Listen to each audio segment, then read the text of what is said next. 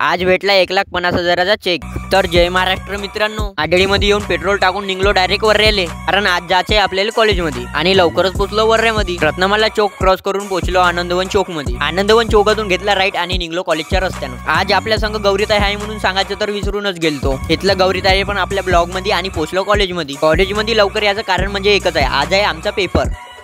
A few moments later.